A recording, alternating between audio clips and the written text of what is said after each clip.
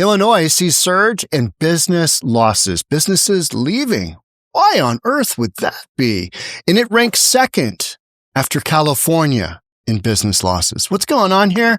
Let's get into it. Here we go. Behind California, Illinois lost the most businesses to other states since the start of the COVID-19 pandemic.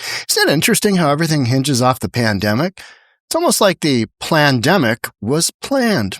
Weird. Illinois Policy Institute's data shows Illinois lost 218 businesses to other states in 2023, tripling the rate at which businesses left the state before the pandemic, before all these ridiculous policies, and we got to see how each individual state would handle the plandemic and everything that kind of came with it.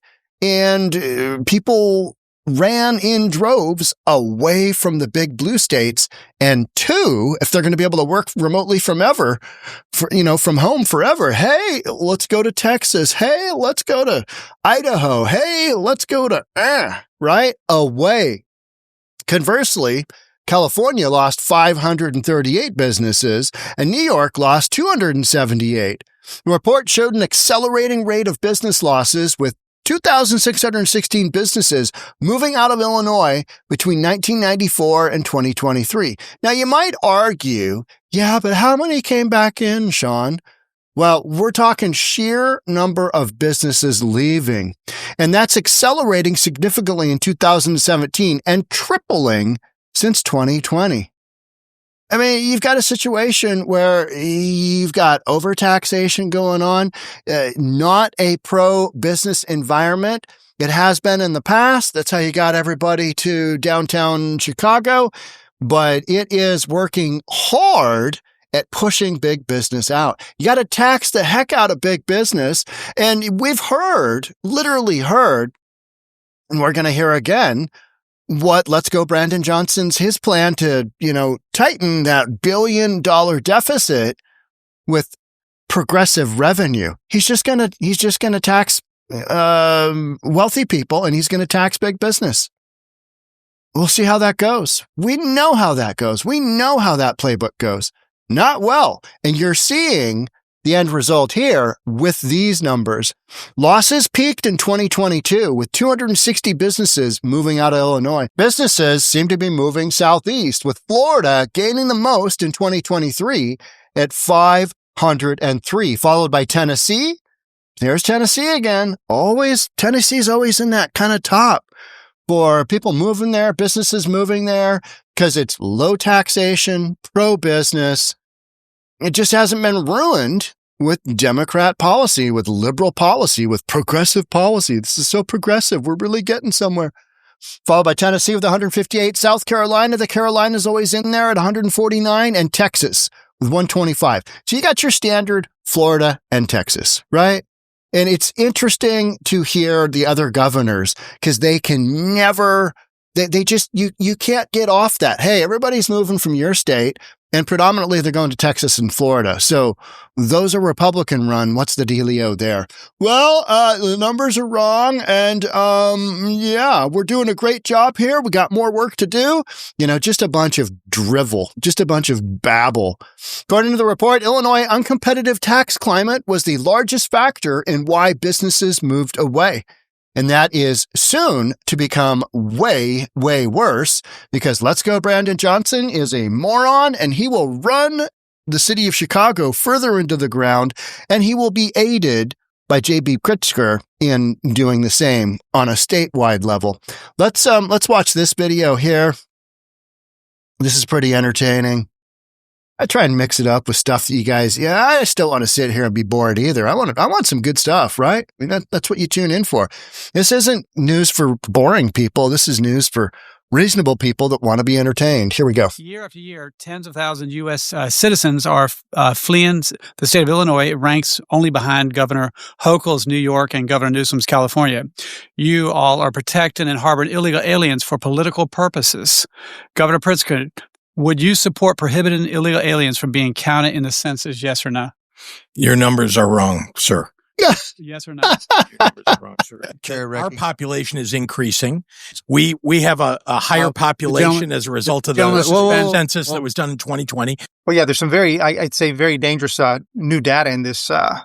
And what we're looking at here is just people in general. And that has a huge deal to do with population. And that's why the Democrats tried to just flood their states with illegals, because you got bodies, and those end up being seats.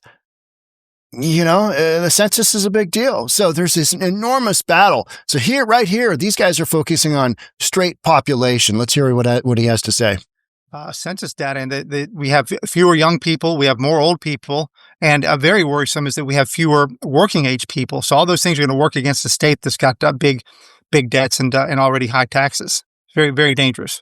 It's not only that, we're losing our wealthy people, and we're gaining very poor people. And from a tax-based perspective, and from a workforce perspective, from a productivity perspective, it's very dangerous for Illinois. Fewer young people coming up in the pipeline to take jobs and pay taxes. Our workforce is shrinking. Wow. We better dramatically change our policies and flip the dynamics of our state, or we're going to be in massive trouble. And you heard J.P. Pritzker, his accounting for this. Your numbers are wrong. Your numbers are wrong. Let's check on, and you're like, okay, yeah, but bottom line is things are going the wrong direction for you. What are you going to do? Would you prohibit, having the criminal illegals in the census count? And he's like, oh no, we need them. We need those bodies. You're ruining our plan. Let's,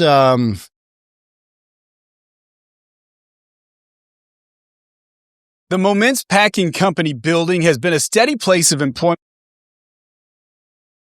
All right, here is an actual company, a recent company that is shutting down in Illinois. Now, you're not going to hear directly, well, policy in Chicago, policy in Illinois is pushing us out.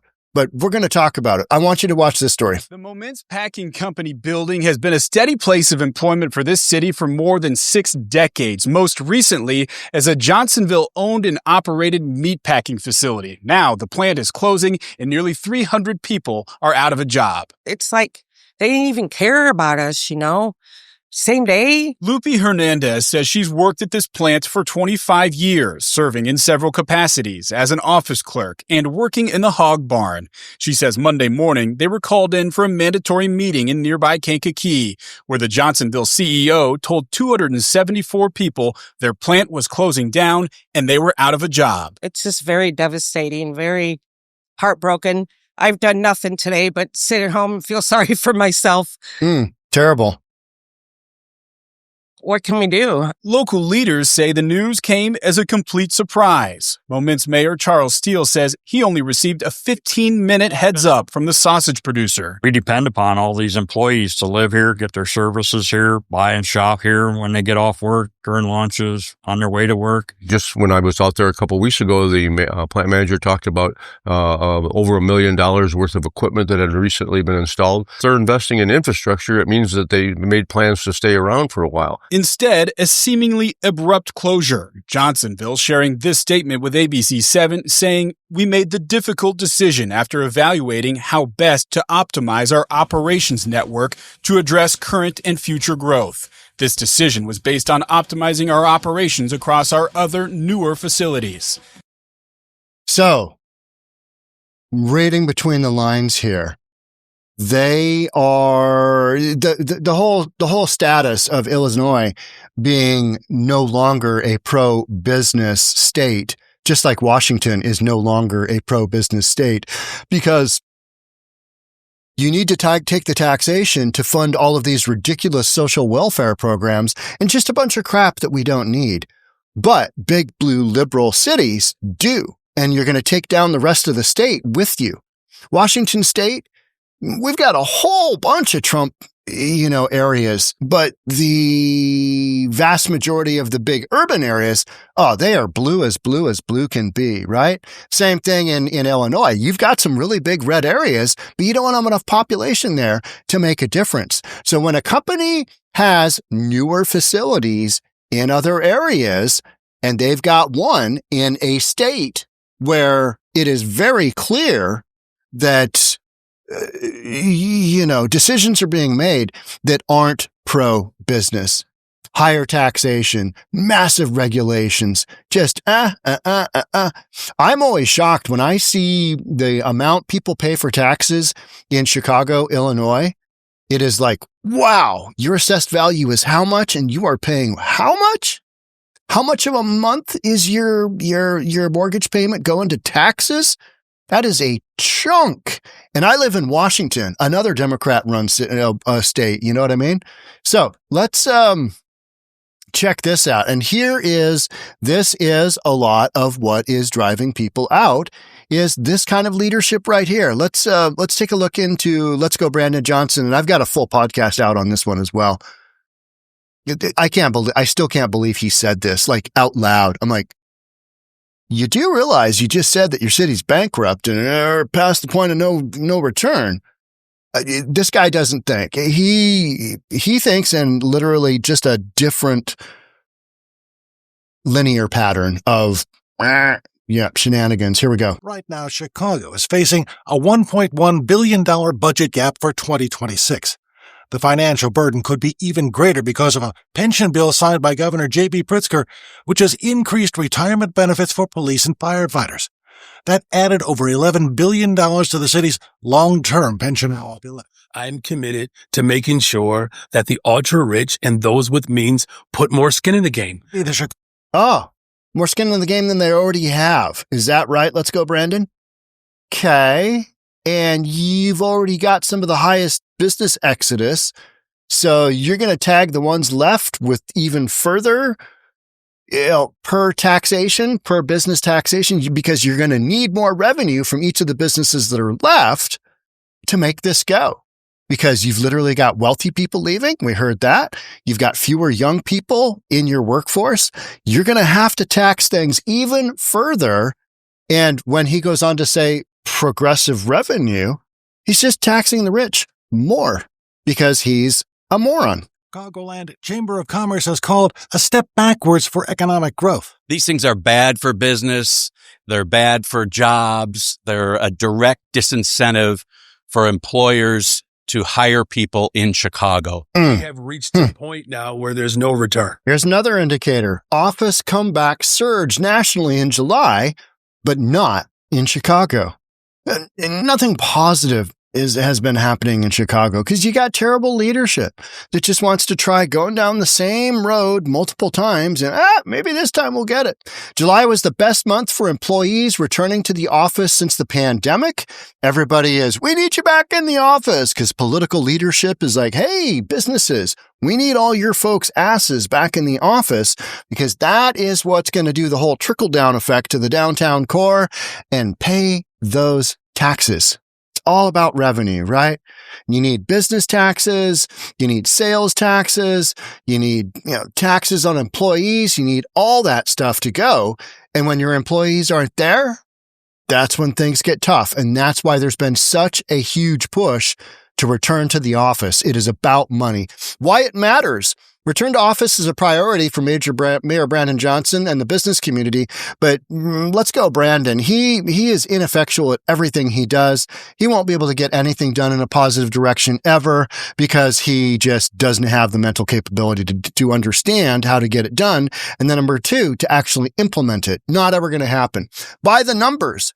National return to office average has reached its highest level since the pandemic, but still remains 22% behind 2019 rates.